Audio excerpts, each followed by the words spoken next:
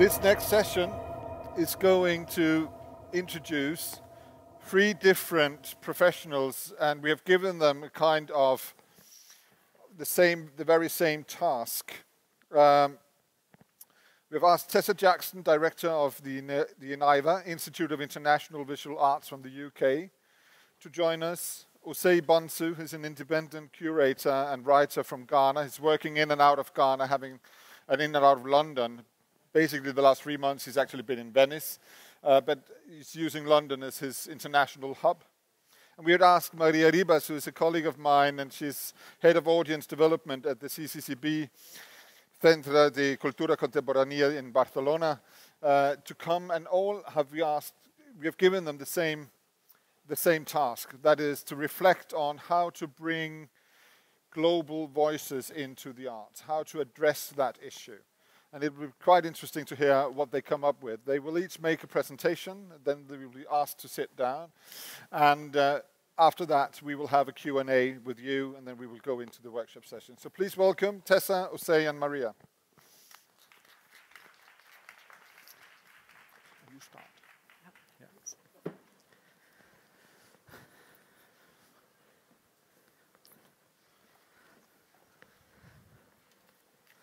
We've asked Tessa to start, so please, Tessa. Do you want to sit? The other way. Yeah, that would be I'll stay here. That would be a good idea to see what I'm doing.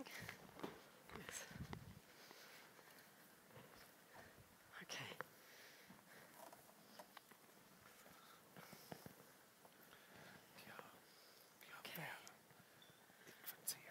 Good afternoon.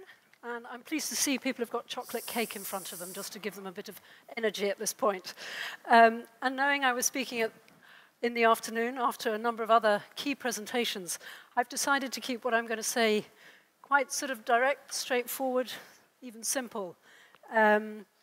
Because how you promote new voices, as we all know, can take a number of different directions. And I think it might be worth...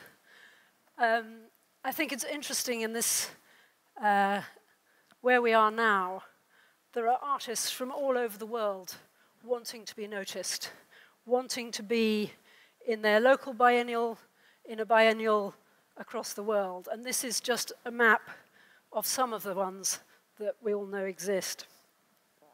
But in terms of new voices, I just wanted to say what I feel I might describe as a new voice. It can be a young artist such as Nina Mangalayam, who I showed recently at Iniva in London, who is undertaking an MPhil, has presented work, but in presenting at Iniva, it was her first sort of major presentation in London. She has a Danish mother, a Sri Lankan father, and was brought up in Sweden. And so for me, she's an emerging voice, and is about to complete her MPhil, and I know she's got some exciting shows coming up. This, on the other hand, is a different kind of new voice, a new voice to some. It's Abdoulaye Konate, who lives in Mali, is head of the art school there. He's a man who studied in Cuba, also Russia, returned to his native Mali, and found that paint and canvas were not easy to come by, and so started to work with cotton.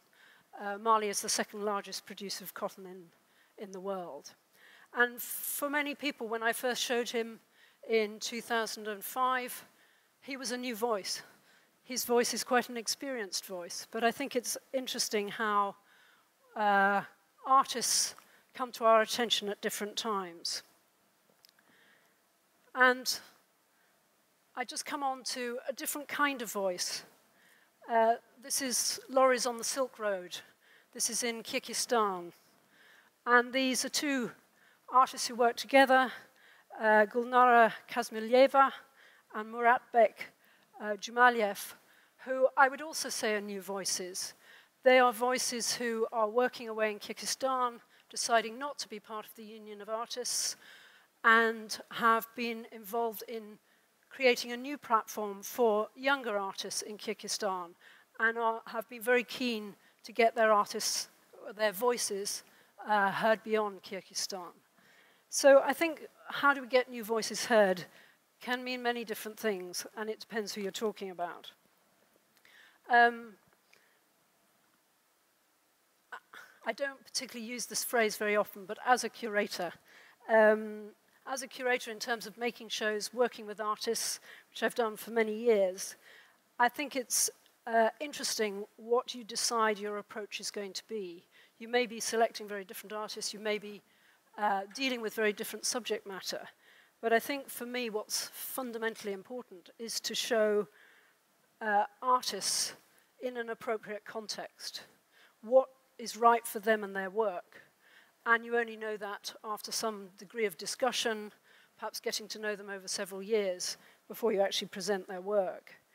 And this is an artist Kimathi Donkor, who's based in London and is a history painter, a painter that is presenting issues as he sees them now, but often through historical imagery and antecedents. And as a new voice, we showed him at Iniva a couple of years ago. It's very interesting, the discussion around his work, and we very much chose to show him, partly because we saw him as a fine painter, but also to generate the kind of discussion for the audiences that we have coming into the building. I don't know if anyone recognizes this particular image, but it was the death of a young Brazilian man in London who got fired on in the underground with the police suspecting he was a terrorist. He wasn't a terrorist, he just happened to be carrying a rucksack in a way that the police had described to each other was the person they were looking for, and he was killed. And it caused, rightly in Britain, a huge amount of debate because our police don't normally carry firearms. And the whole notion of war on terror became a major discussion point. So an artist responding to this, but this is in a series of works where he's looked at the fallibility of the police, and that's putting it politely, but the difficulties within the black community of the role of the police. When I say I try and make sure that the context for artists feels appropriate, this is the work of N.S. Harsha from India, and the building that I work from sits in the East End of London, which is very much an area of the city where migrants have come to seek work over centuries. And Harsha's work, this is a piece called Nations. It's 192 manual sewing machines, and the 192 connects with the number of countries in the UN. Draped across each sewing machine is a painted piece of calico, and the calico denotes the different flags of the 192 countries. What was interesting about this work was partly the discussion that came about because Israel just happened to get put down next to Syria by no design at all, but also by the fact that in the East End of London, and Brick Lane, many of you will have visited, is where the sort of sweatshops, the clothing industry has been for many years. And so having a piece like this in our main gallery, and as you could see, if I can go backwards, we have a fantastic street presence. Women coming in saying, I spent all my life next to one of these machines. And for me, it's the conversation that the artist is having around perhaps political, social issues, but who are you having a conversation with? And I think, how do you promote new voices? Well, I think it was Paul mentioned the word relevance. The conversation is immediately struck up if the discussion feels relevant. Because I would often say as a curator, often I'm working with artists whose names will not be known other than in a very particular art world. The other thing, I think, is how you sometimes place artists together. I don't tend to do sort of country shows because I don't feel that's particularly helpful to the individual artists. But what I will do is often place artists next to each other. This is Chen Jiren from Taiwan in the building at the same time as Harsha, the previous work, because he is also talking about the textile industry. He's talking about what happens when those industries close down. Taiwan, often the producer of cheap goods, became the place where it was more expensive than China. So all the industry, or much of its industry, moved across to China. So what does that mean for the people left behind? But Chen Jiren is now a very well-known artist, but I'm really using him to illustrate the point. And I think it, again, it was the conversation that we were able to have locally with these artists and their work. As a curator, you know, how do you promote or find new voices? I don't think you ever really discover anybody. What you do is try and keep your eyes open. You go and see a lot. You travel when you can. But I also, as we all do, what's important is talking to colleagues. Here I was working with BC Silva from the Centre for Contemporary Art in Lagos, and Isabel Carlos, who was then an independent curator but has just finished working at the Gulbenkian in Lisbon. And I'll come on to the project in a minute, but I think it's trying to expand the kind of conversation you have rather than your immediate cronies in the London art world. This is the building that I currently work from, and I'm only working from until Friday when I leave, because I think it's interesting as a curator, you feel you can have different conversations in different places. You can promote artists in different ways. But this organization has an extraordinary history.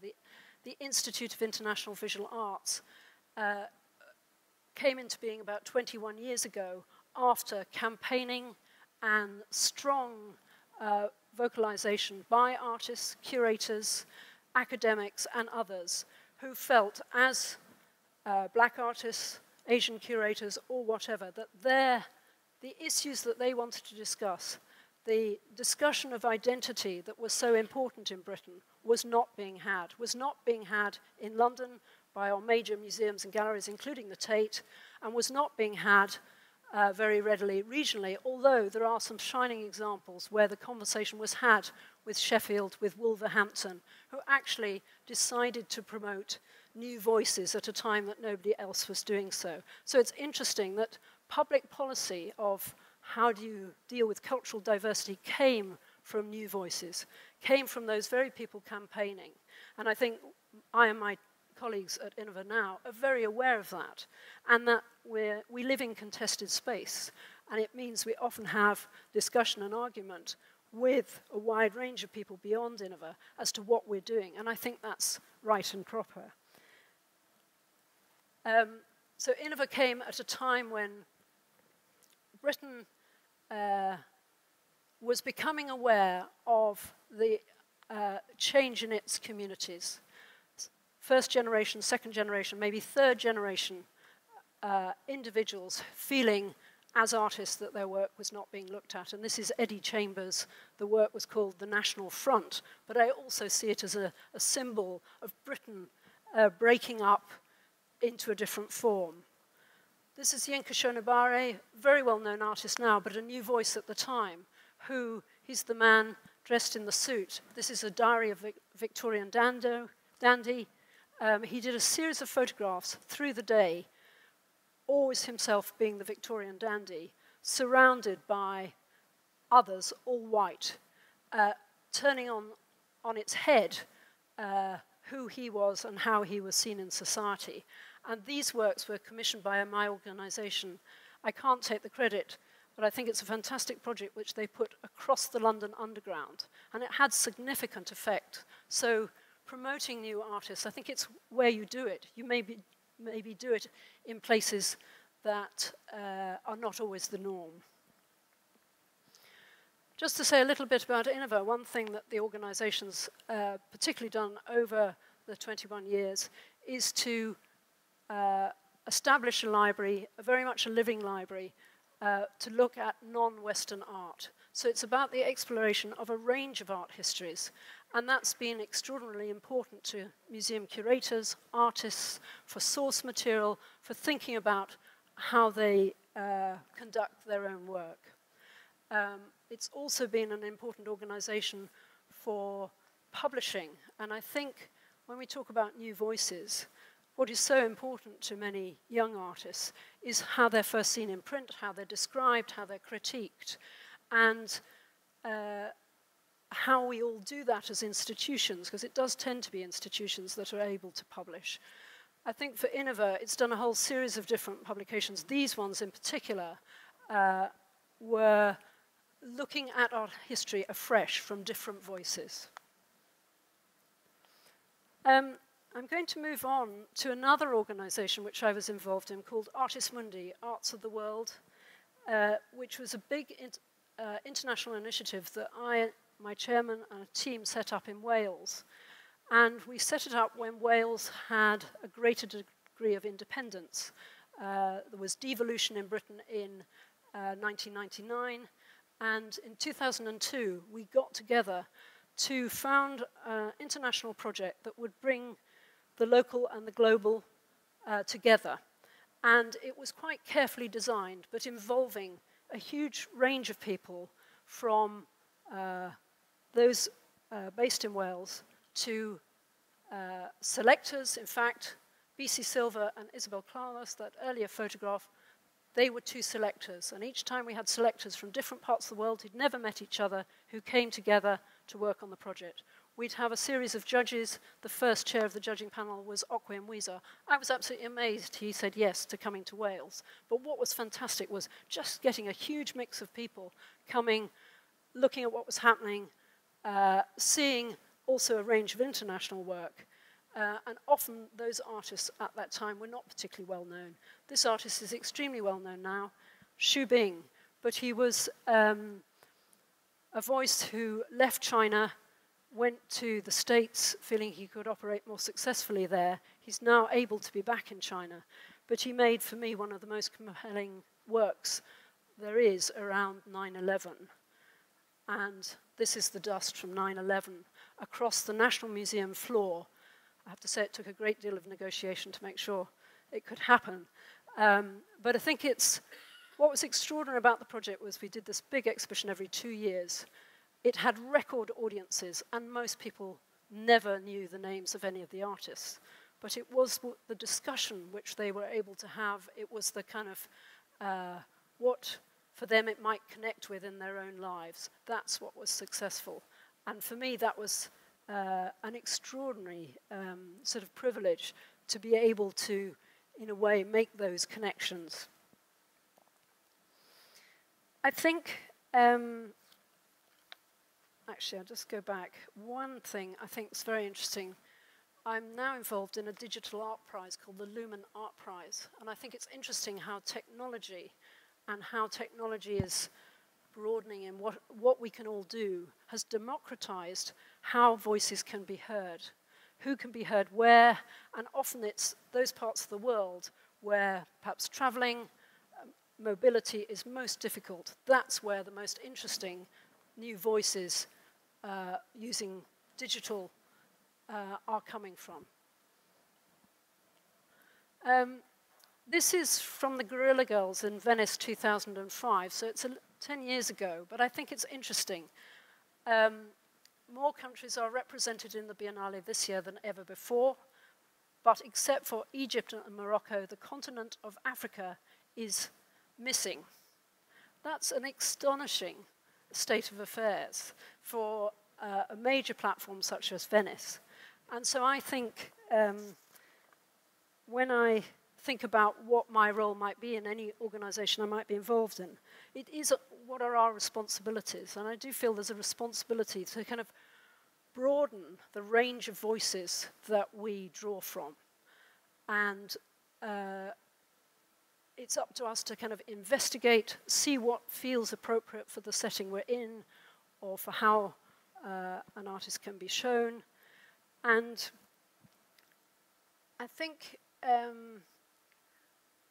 in Britain, we have 1 in 4 people in the 2011 census, national census we have, who said that they, in some way or other, had parents or had a strong connection to somewhere else in the world. That's 1 in 4. And I was talking, in fact, to Niels earlier today that it's very similar in Copenhagen. So I think it's interesting what we decide to do with our programs, how a national gallery might collect, how Tate now does in fact collect wider. It's taken a little bit of time, and it's taken organizations like Iniva to prompt it. But I think we really do have to be very aware of our surroundings. This work is by, I'm just finishing, but this work is by Mona Hatoum, and I think it's interesting. As you will see, she's sort of rebalanced the map. And that's perhaps what I feel constantly in my role that I need to do. Otherwise, it's very easy to maintain a status quo and not, in whatever role you play, decide you can present new voices in perhaps slightly different ways. And I think it's interesting that this conference has the word globalization in its title. I mean, there's always a fear that globalization might encourage dislocation, lack of identity. But actually, if you look at artists' work, through the arts, it's one way to absolutely prove to ourselves that that's not the case. But it is who are the voices that we're working with, that we're listening to. Thank you.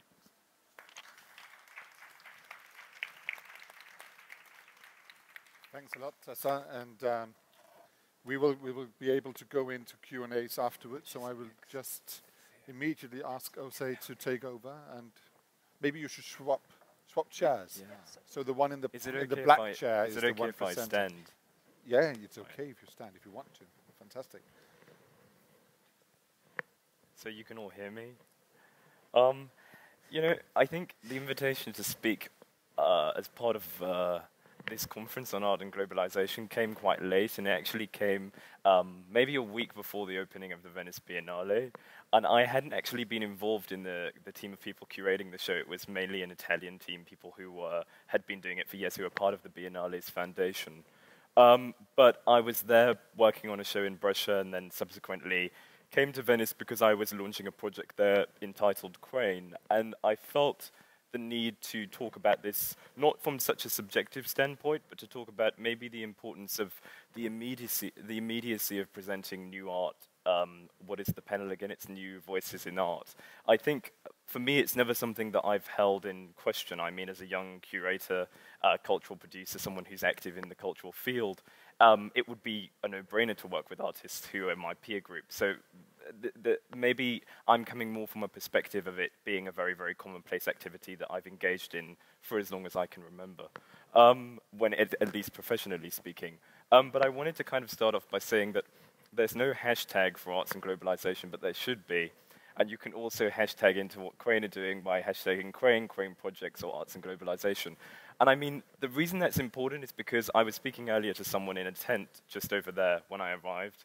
I was sort of lured into this sort of strange space of conversation and dialogue initiated by Thierry, which I was so thankful for because it brought about a kind of interesting conversation.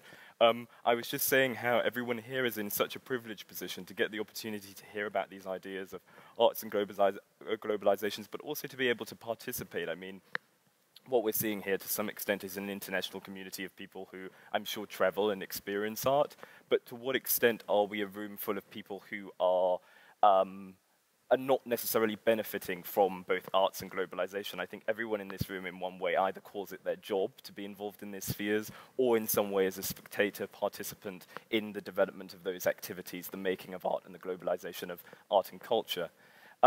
So from quite a simplistic standpoint, I just wanted to kind of plug you all into a wider world, and I hope that we're live streaming so that that people far and wide feel the kind of urgency to connect into this dialogue, because so many of these conversations are extremely urgent, like I mentioned. So, I mean, what is Crane and where did it begin? Well, I think, and also to thank you guys for the platform, I mean, all of the donors in Arts and Globalization, and Ricky for hosting, of course. But where did Crane begin? I mean, for me, as like I said, the idea of supporting artists in their infancy, I guess you could say at the beginning, in their kind of embryonic stages, is a no-brainer. I mean, why wouldn't you support an artist who needs support? Or why wouldn't you find a way to expose a practice that deserved more attention? It's not that much a cultural strategy as it is a kind of common sense, you know. It's very much a position of common sense to think about supporting those who need that support most. So a little bit about the project, but I didn't really want to present images because I spend a lot of time talking about art and history and ideas, and I thought here would be interesting to present a platform that you could engage with or not, but kind of take up as one that could be shared, because Crane is about a shared space. So really to talk about the website and where it began, leaving Venice, I think this is anecdotal, but it's extremely important. So working on the Venice Biennale, it was interesting because it was covering a lot of artists from around the world, and within all the world's futures, there are I think somehow about 136 artists from all over the world, and a percentage of those are African, and I was privileged enough to be able to write about those who were coming from the continent. But in writing about them, what I realized is that there was, firstly, on writing about African art in general, I mean, it's something that came up in Tessa's talk, but the sheer lack of focus there is sometimes on artists from the world who are considered to be marginalized by economic conditions. I think we don't consider the extent to which the conditions of the contemporary art world are completely about economics. I mean, they're about a deficit of sometimes historical exchange and visibility, but I think more so they're about market powers, and I think this is something that I was interested in addressing through Crane. So we launched during the Venice Biennale at the Navy office, and the idea was to bring together the artists who were participant in the fair, in the Biennale, who'd been participant in other things like 154 Contemporary African Art Fair and other initiatives like the Dakar Biennale, but really to have a discussion about international platforms for art. So kind of to use Venice as a sort of nexus or a meeting point for that cultural exchange sort of seemed like an interesting beginning. Principally because this year it has a Nigerian curator, Okwe Nwezo, who has a strong track record for presenting artists from around the world, but I wouldn't say exclusively African artists. I mean artists from really across, you know, it's been part of the South-South dialogue and other sorts of dialogues that were initiated in the 90s and have only expanded into the noughties. But I think now we're left with very, very interesting conditions wherein I think artists are much more visible than they were before perhaps, but the strategic and perhaps kind of systemic conditions of cultural production are not that different from the 90s. I mean, the way in which we promote shows, it's usually a solo show or a group exhibition. If you get into a good group show, then your work may be highlighted. You keep working on those sorts of shows until your work is ripe for retrospection. After that retrospection, maybe you have a monograph, a book catalog gets written on your work. Voila, you're an international artist. Congratulations. So the kind of process is incredibly generic and sometimes a little, to be frank, a little bit, I think a little bit outmoded, mainly because they don't necessarily privilege those artists who are working within the margins. It's more difficult to use those points of contact. And when I talk about the margins or marginality, I just mean peripheral to where most biennales and art fairs take place. Not marginal in my world, because obviously I'm traveling to Ghana very often, so my center maybe looks more like Mona Hatoum's than it does a generic globe. But I think the point for Crane was to start with this idea of what is the potential of the online to galvanize a kind of change, to reconcile, I guess, the art community with the potentiality for growth and change within a system which is, I think, more or less still going down this one route of an artist needing the West in order to present their work internationally, in order to be considered a part of the sort of radar or the consensus. So it was kind of a project about non-consensus, or what would it look like if it was kind of in via Paul Godwin's thinking on creolization and islands and the way in which things are connected through archipelagos.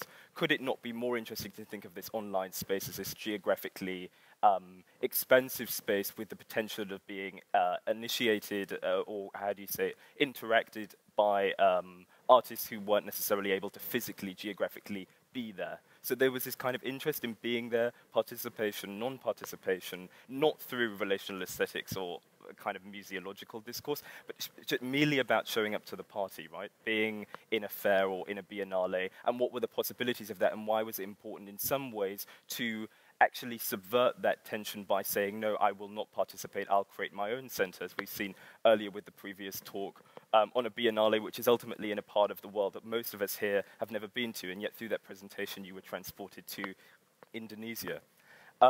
So I think to think about Crane on a baser level, so Crane, I mean, it's a kind of abstract title. We're both Crane and Creative African Network, but as Crane, we initiate local public art projects. But The first of our projects which takes place this summer is the Guest House Residency Program. And what's interesting, it's a kind of three-tier residency program, thinking about really the way in which the art world is often three-tiered. You have international participants, usually flying over to make a contribution to the residency in one way or another. They can be artists or curators. We have local artists. This year it will be, I think, one artist, but it will be an artist selected by the University of Science and Technology, Kwame Nkrumah University, which is an incredibly critically important place for Ghana. I mentioned that Kumasi is Ghana's second city and has I think a strong intellectual tradition for the arts, but I think similarly to what's been presented earlier, has often a tendency to privilege art that's seen as traditional and somewhat is established in a certain economy, which usually happens to be art that tourists buy. But anyway, that's another story. So looking at kind of guest house as being this sort of, in a sense, an alternative to a residency, it would be an open space that we can invite people to, but at Crane would initiate it as being a guest house for artists to engage in and within. And similarly, I think to Alighieri Buetti's One Hotel would be a kind of context in which art was alive. I think one of the big issues with international residency programs, particularly here in Europe that invite African artists, is that the sense is the artist is there to produce content, or that the artist is there to facilitate some kind of cultural diplomacy role. And I think we're hitting the nail on the head here today when we're speaking about the pluralities of perspective, the fact that artists look from all corners of the world. And I think the perception that African artists aren't as clued up on what's going on internationally, I think is changing, and it already has changed in many ways, I think through vehicles like the internet. But I think, so when we take it to projects, that was really kind of our initiation for that platform, was to have it be a guest house that was open, and from that we would initiate the kinds of public art projects we've seen presented here, but we'd focus on the kind of nuances of cultural practice locally and thinking about cultural, historical, and kind of regional roots. But this will move. So guest house is itinerant. The first one is in Kumasi. Next, we're maybe looking at parts of North Africa, but it really isn't pinned down to any central space. I think that's a great privilege I have as founding director of Crane, is to not think about the overheads of having a cultural institution. I think the idea of creating soft spaces, or spaces that somehow can move, can be manifold and that aren't gripped to a locality or a specific context or space, is incredibly urgent and something I think everybody should be thinking about more. But then it comes to the network. So the network is, I mean, at the center of our thinking. The network, so Creative African Network, Crane. But as part of the network, what we would do is we would present individual artists who we felt deserved more attention. But through doing that, what we'd also do is invite those artists to invite younger artists to become part of the platform. Thank you.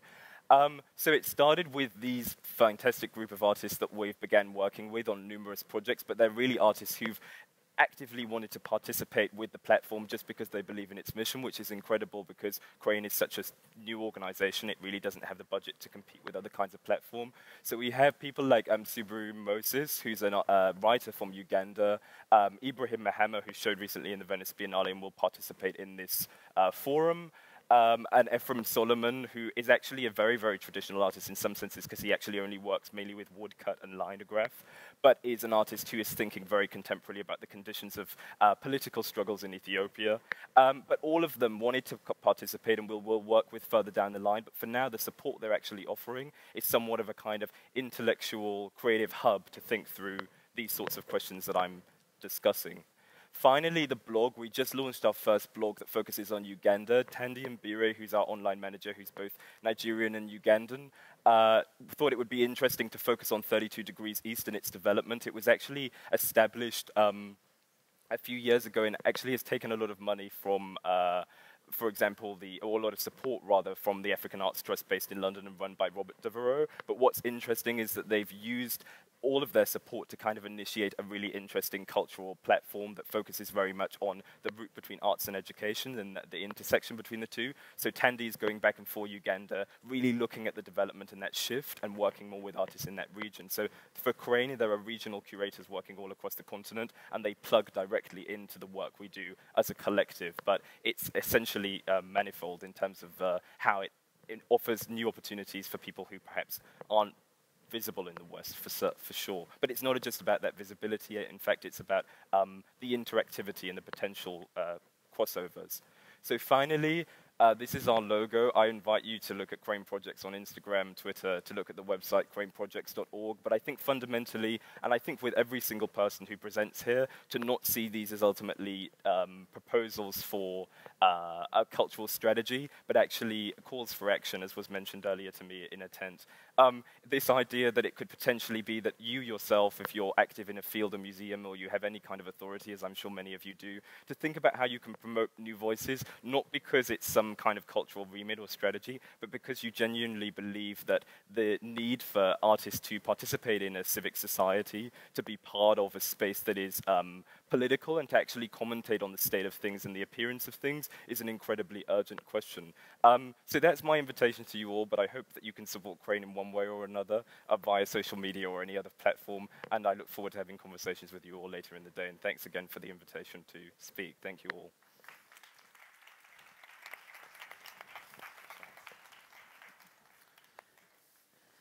Thanks a lot, Osei. And the last presenter will be Maria Ribas from CCCB. Good.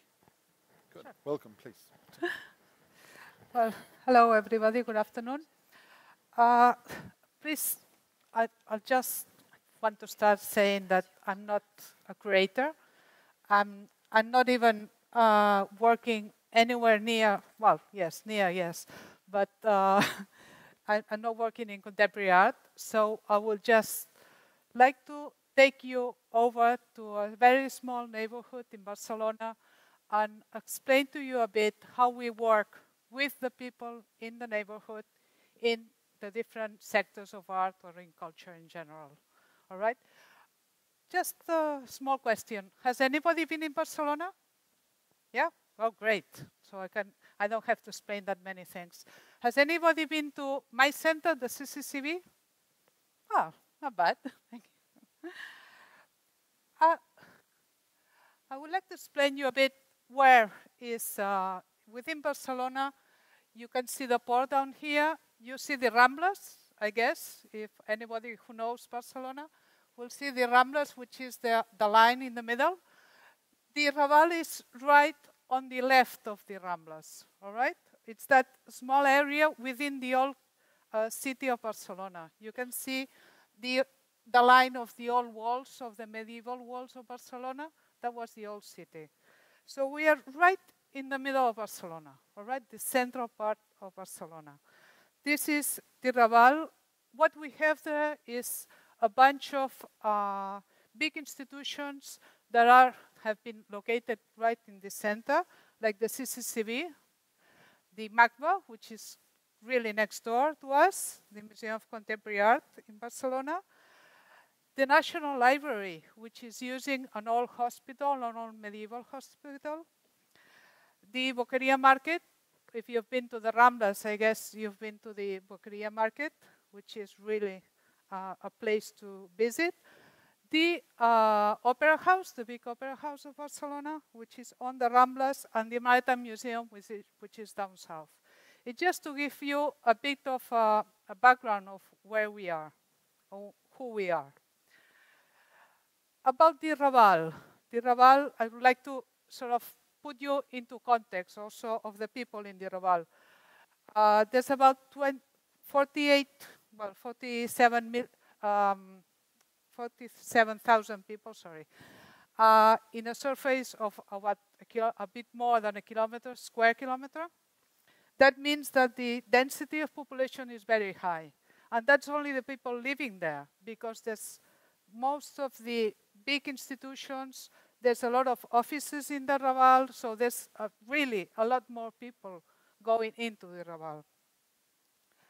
The immigrant population, it's up till about 25 years ago, it was mainly from Morocco and Bolivia and Ecuador, but now it's gone over to Asia, to Pakistan, to Philippines, and Bangladesh. There's a bunch of people coming from there, a lot of countries of origin. I wanted to explain to you a bit the relationship of the CCCB, where I work with the Raval. We tend to work a lot in networking. That's the way, at least in our center, the way we work with almost everybody. So we try to have an active relationship with especially the schools of the Raval, but also with the town council, the district that's working there. We cooperate with a lot of the cultural institutions, but also we participate at the Fundació Tot Raval. And this is what I want to explain to you about. Well, we participate in many of the district festivities. You know, every city or every neighborhood has their own festivities, so we do participate in that. And we also let our venue for the school's activities, for concerts, you know, end of school year, things like that. I'd like to explain to you a bit the Fundació Tot Raval. It's a private foundation that was born in 2002, and it's a platform of 60 associations, institutions, and also private people. And we have a common, the CCCB is an active part of this foundation. We have a common objective, which is to improve the quality of life in the neighborhood. All right? That's the main object. We try to work together, really, to ensure social cohesion. That is the main thing, the main point that I want to stress on how we approach what we do. How we work? Well, that was sort of the plan of the Raval. We work in a very, like any network. You put a table on, you have different people. Everybody is equal in that association, in that foundation. Everybody is equal, from the big institutions to the smaller collectivities or the private people who represent themselves. We have the lines of work that we have they have the Fundació Tot Raval is the social and education, all right, the living together, cohesion, use of public space. We work a lot with the district on how people use public space and analyze that and try to work with the neighbors of those spaces to see how they would like that to change a bit. So it's kind of interesting. We also have a line of work which is occupational. You know that work problems is, I don't know what you call it. Sorry, my English is, we want to improve the occupational rates of the people in the Raval, which is that coming in from big institutions, we try and get people in from the work, people who live in the Raval working with us. All right, so we try to do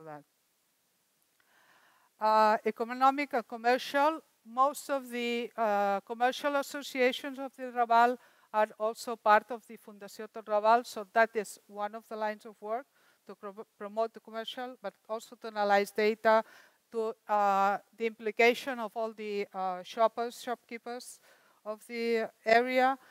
We have a communication line also to promote the Raval, but also to promote between ourselves the richness of the cultural. And we have this cultural line of work where we at the center are mostly inside, which is based on community dynamization, social cohesion through cultural activities, anything that you would think of as in working or in being placed in a neighborhood as the Raval, all right? But how do we work? We do have this festival, this intercultural festival, that has been happening since the beginning of the Fundació Tot Raval. It's a way of giving view to most of the organizations of the Raval. So there's 130 association institutions, schools, artists, and neighborhoods working together to build this festival. It's a social, cultural, but also artistic program, and we show the different aspects of the territory, of the neighbors of the Raval. How do we work? Like I said, it's a round table, everybody is equal. We work together in the different projects. I mean, if someone wants to propose something and work with someone else, you just have to talk it about. And then it can happen, really. And we also have artists and schools joining in and working together. We have, in Barcelona, that's separate from the Fundació del Raval. In Barcelona, there's a working scheme of artists having residencies in schools. All right, so you have one artist working with a school group in a school and then coming up with something at the end of the year. When that happens in the Raval, it's joined into the festival. We also have youth organizations and all people's associations working together. We try to generate all these intergenerational events. And the big cultural institution, we don't usually offer programming. We usually offer the venue, all right? We try to either program with some other collectivity of the Raval or just give for free the venue of our places. There's literary shows at the public library also. There's a lot of theater going on in the Raval. So there's participatory theater between teenagers, and there was one about racism last year. And also we have a bunch of musicians in the Raval, quite a lot. So all of them, we try to program, they try to program themselves in a way that you have this orchestra talking with a choir, or this ballet, talking with those musicians, and sort of get mixed a lot. And also we have an interrelations group of the Raval, which is very wide. You can see that it's 19 different organizations, and they work together, really, for the cohesion and the respectability for each other, all right? And they come together with different schemes. So last November, we had 80 different activities. It was just 3 days, and it was coordinated by the 2 people, by the Fundació del Raval. This is another festival that we have. We have St. George's Day. It's on the 23rd of April. Everybody is on the streets on that day. It's the day of the book, all right, in case you don't know it. It's the day of the book, so everybody is out there buying books, but also it's the day of the rose, right? All right, so everybody is out there. So we do a lot of, it's another program, but we work in the same way, all right? It's just a one-day program. All the illustrations by these, for the posters and everything, it's worked with the secondary school artistic groups, and also there's 2 artistic schools in the neighborhood. So they are the ones who participate in presenting what they think would be the poster. This year for St. Jordi was a 4th year secondary school girl. And those are the organizations. Sorry, those are the organizations involved in the St. Jordi, just in the St. Jordi, which are 90, a bit less. This is part of what you can see: the change of roses and books, but also selling of roses, selling of books. Also activities in the Jaima. That's in the middle of the Raval. There's another Rambla. All right, so they put that, and they do storytelling, puppet shows, reading sessions, lectures. There's a big stage over there that has quite a bit of what different groups can propose. And that's it. I'm sorry. I saw the 5 minutes and sort of started talking quickly. So if you have any questions, I can talk about that and many other events that we have and many other schemes that we have at the Raval. But that's what I thought would interest you to know, this kind of work within the from the neighborhood. All right. Thank you, Maria. We do have time for a few questions before we go into the workshop session. So I will open the floor for some of you. And remembering you that actually you touched on relevance. That was one of your terms, and you referred back to Paul for having done the same. And in this city, resonance and relevance are two of the words that we constantly hear being brought back, that it's about, whenever we talk about the audiences, which we do a lot at the moment, it's about relevance, connecting to the audiences, broadening the mainstream, inviting in from the margins, getting new narratives on stage, new types of performances, new ways of programming. I think you touched very much on the necessity of creating new platforms, the networks of networks, by creating this network around Crane that even is allowed to invite their own networks, and in that way extending it by 20 times maybe very, very easily, which is a very interesting opening. And Maria, you touched very much about how a great number of institutions, and I happen to know the Totraval quite well, so a great number of institutions working together, and even actually working in a kind of job swap solution, so you don't exchange money, but you exchange services, which is also a very, very interesting way of crisis management. Actually, it's a very interesting project. So, any questions to the panel at this stage? You will have lots of time to discuss what they have just presented. I have an hour, almost. No? Would you like to comment on each other's presentations? Actually, yeah. I wanted to ask Tessa about, is that okay? Yeah, absolutely. That in Iniva's history, has it been difficult? Because I know it has been, but I think for people here that I'm not so certain, but I think from my perspective, you know, I think there's an immense pressure for anyone who's directing an organization that has an emphasis on cultural hybridity, cross-culture, diversity, to be representative the level of plurality that we see in the UK, or the kind of the extremities of well, not the extremities as such, but kind of just how diverse that space is, but that can seem to some extent hard to keep track of.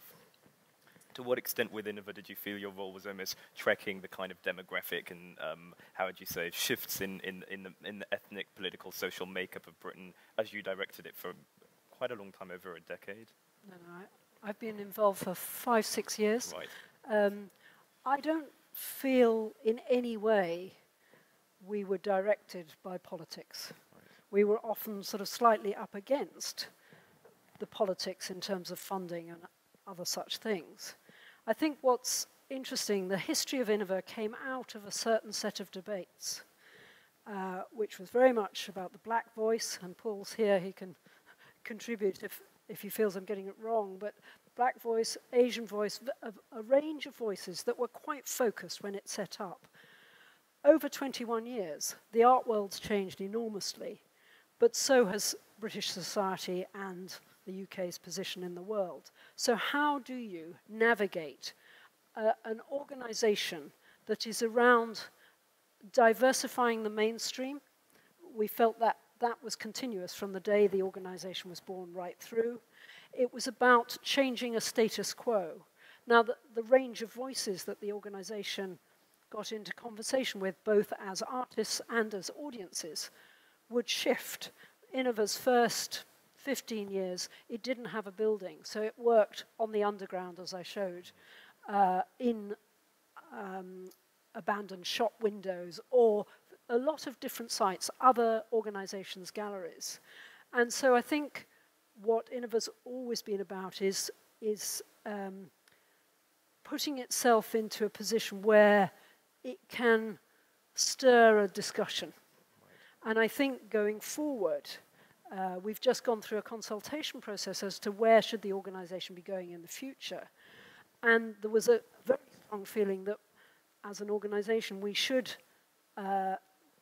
generate stronger debate that connects the media through to what's happening politically and economically, but it's through the visual arts. I think it is quite a difficult role for a relatively small organisation to do those things, but there's absolutely no doubt in my mind that Iniva at certain points has shifted how other people and other organisations have worked, and one in particular is the Tate, which is our biggest contemporary museum.